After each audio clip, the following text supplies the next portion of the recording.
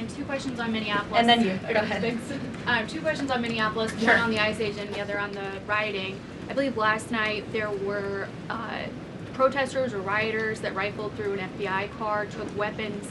We had a reporter embedded with ICE who said that she saw constant harassment all evening. Can you speak to the rhetoric we're hearing from Democrat politicians, whether they are causing violence against ICE, as well as some of the headlines we've seen not including the full story? Yeah, I mean, to your first point, I think I've addressed that these Democrat governors and mayors in not just Minnesota, but in states across the country are essentially, they've referred to ICE agents who, again, are brave men and women. And I would encourage everyone in this room, and I would encourage Governor Walz and other Democrats who are demeaning law enforcement to sit down and have a cup of coffee with an ICE agent or a Border Patrol agent. These are great, patriotic men and women who have families, who put on the uniform every day and are following our nation's immigration laws at the direction of their bosses and again, at the direction of the law. They are simply trying to enforce the law.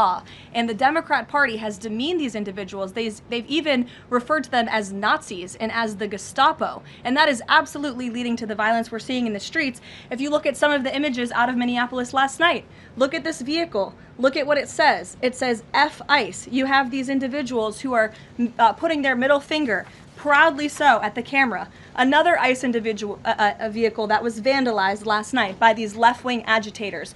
People don't do this without encouragement from people in power who make them feel like it's okay. Here's another one. And I'm pretty sure this car, you can't see it, said the best agent is a dead agent or something to that effect. This is despicable rhetoric that we're seeing, and the media is absolutely complicit in this violence because if you look at the headline from CNN, protests erupt after federal agent shoots man in Minneapolis, that is not the story, that is not the truth. If you actually want to know the truth, you can look at what the Department of Homeland Security released, which is that this ICE agent was executing a targeted operation against a Venezuelan illegal alien who was unlawfully present in the country, who fled by car and then fled by foot. And when this ICE agent tried to detain the individual, 3 more of his comrades came rushing out of a house and started ambushing and attacking the ICE agent.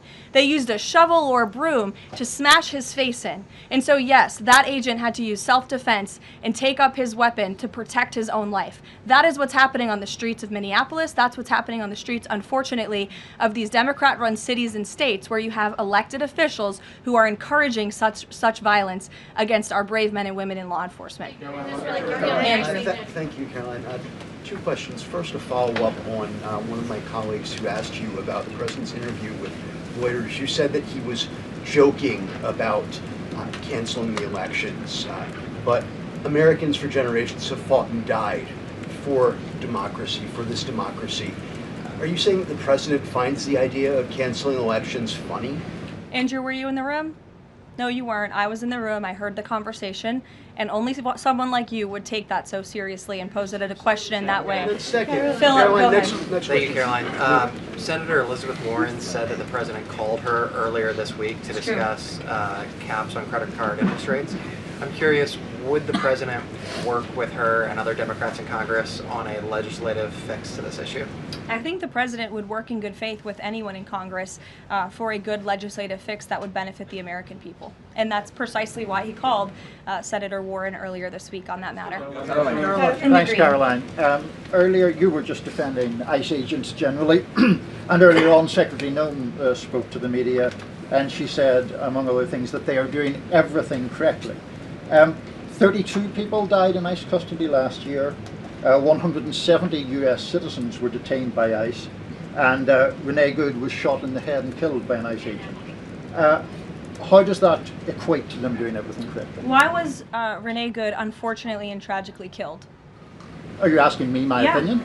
Because an ICE agent acted recklessly and killed her unjustifiably. Oh, okay. So you're a biased reporter with a left-wing opinion. What do you want me to do? Yeah, because you're a left-wing hack. You're not a reporter. You're posing in this room as a journalist, and it's so clear by the premise of your question.